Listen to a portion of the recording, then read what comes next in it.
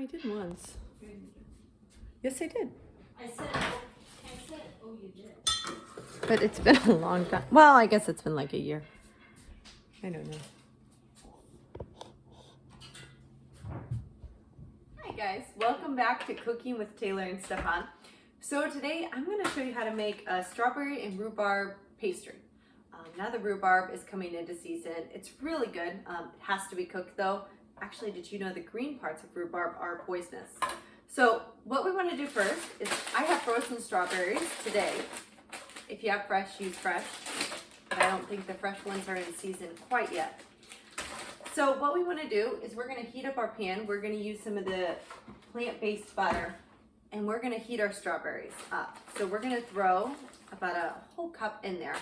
But before we do that, well, that's starting. We're going to go ahead and just chop our rhubarb up. The only part that you can't use is if there's green leaves. Again, as I said, it is poisonous. And we're almost going to turn it into a jam. It's really going to cook down because rhubarb does not taste good raw. It has to be cooked. And a lot of times they pair it up with strawberries. So we want to cut this up and then we're going to put it all in there. All right, well, let's get started.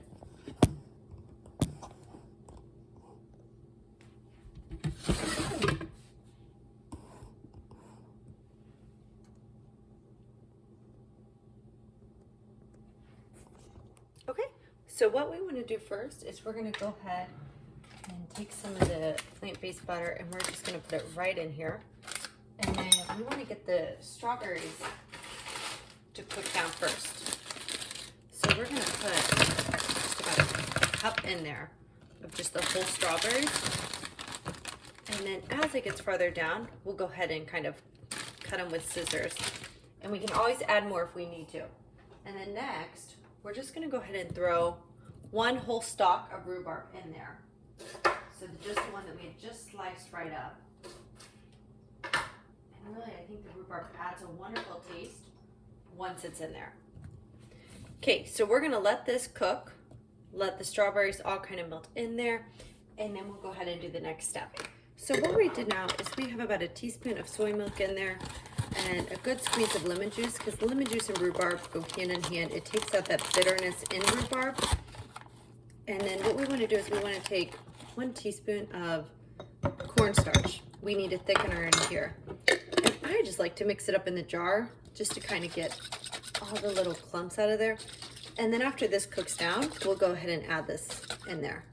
But then see, you don't have all the clumps. It's much smoother and you don't get the clump of cornstarch, which is just kind of nasty. Okay, so what we want to do now is we want to take out our puff pastry and we want to fold it out and we're going to go ahead and roll it out so that it can fit in each of our platters. So we're going to use these. So what we want to do is we just want to take a roller and get it rolled out so enough that it can fit in each of these. And you might need just a little bit of flour so it doesn't stick, but there was still enough on this one that it wasn't sticking.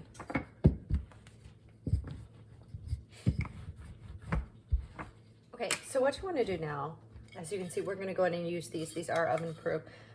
I rolled it out, I put it on a cutting board, and then we want to get it to where enough fits in the bowl with a little extra because I'm going to go ahead and fold some over.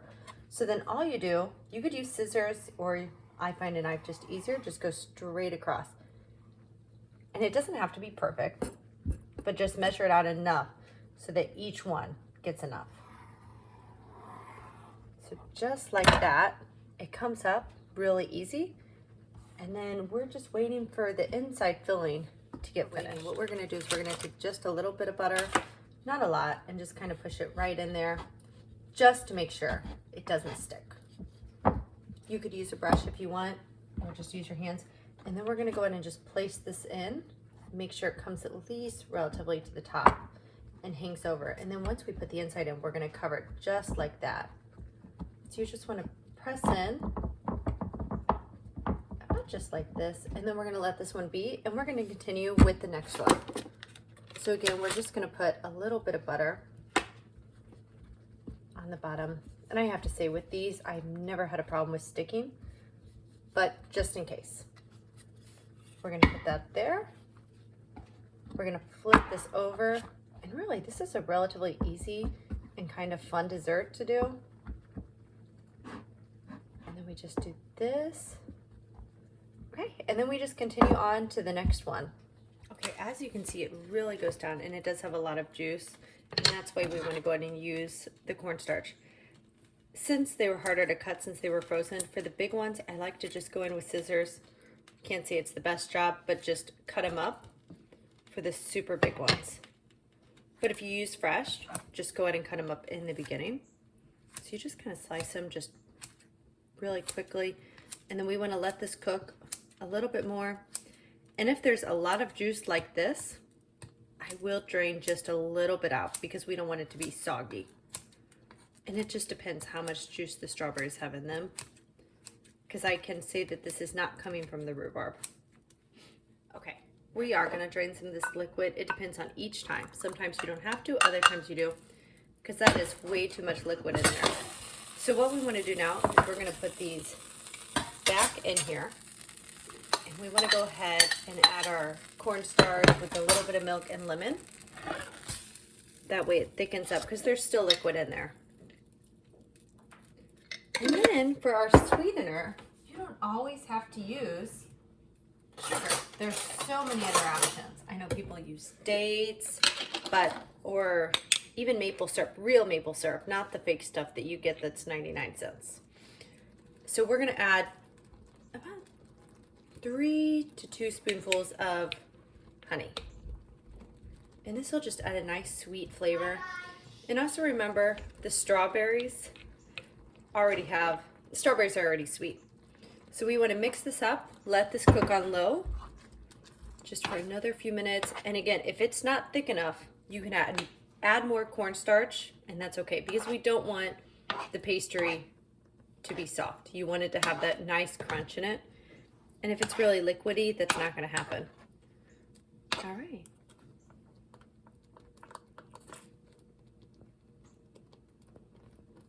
So we have our pastries ready, and what we're gonna do now is we're gonna spoon them out equally into each dish, and then we're gonna bake it at 375. So we're just gonna go to each one, fill it up so they have the same equal amount. And I'm also gonna show a picture of another one that I tried out. It was more like a roll with the strawberry and rhubarb. So I'm gonna put a picture at the end so you can see, and then you can pick, because it's the same concept for each. It's just a different look more. Okay, so we're just gonna make sure those are spread all around evenly. And then what we're gonna do is we're just gonna flip that over. Something like this on each side with just a little opening right there. We don't wanna totally cover it all the way. And then now we're just gonna throw these into the oven.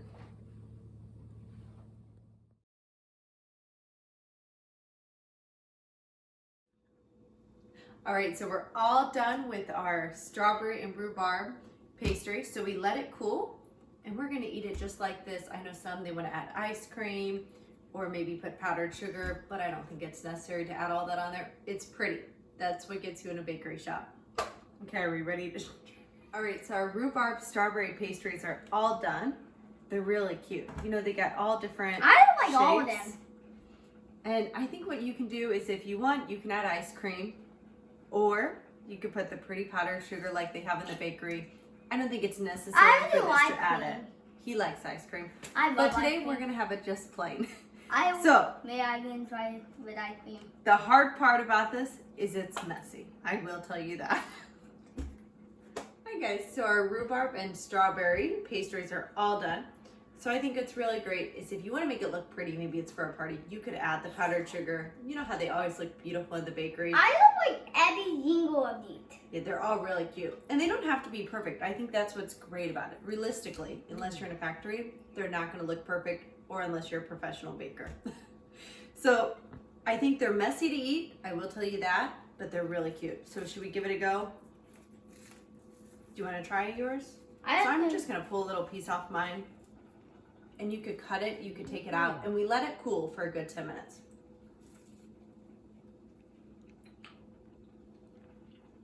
So it is good. I think what I like about the pastry, it has that little crunch, it raised really nice, and then with the strawberry, And what I also like about this is it's not overly sweet. With honey and only 3 spoonfuls and the strawberries already naturally sweet, it's not where it's like you can only eat just a little bit because it's overbearing.